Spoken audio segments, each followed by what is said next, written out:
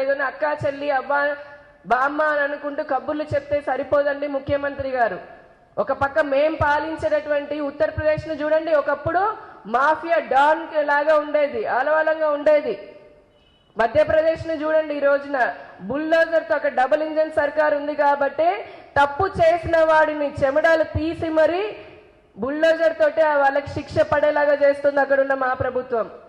ఇక్కడ మేము కూడా అదే చెప్తున్నాము, రేపొద్దున రాబోయే కాలం అంటే ఈ 5 సంవత్సరాల్లో తప్పు చేసిన వాళ్ళందరికీ కొమ్ము కాస్తూ శిక్ష పడేటటువంటి చర్యలు ఏమాత్రము తీసుకోలేనటువంటి అధికారులారా, అలాగే తప్పు చేసుకొని తిరిగినటువంటి నేరస్తులారా, అతి త్వరలో ఎన్డీఏ ప్రభుత్వం రాబోతోంది.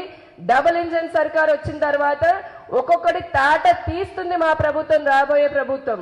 నేరం చేసిన వాడు ఎవడైనా సరే గుర్తు పెట్టుకోండి, ఈ రాష్ట్రంలో శాంతి భద్రతలు ప్రజల రక్షణకి అత్యంత ప్రాధాన్యత ఇచ్చేటటువంటి ప్రభుత్వం రాబోతోంది.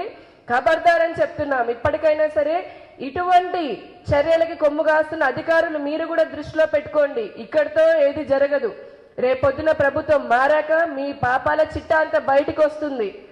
దానికంటే ముందు రాబోయే ఎలక్షన్స్ లో ఈ మహిళలే మీకు ఏ విధంగా ఓటుతో బుద్ధి చెప్పబోతున్నారో కూడా తెలుసుకోండి. మీరు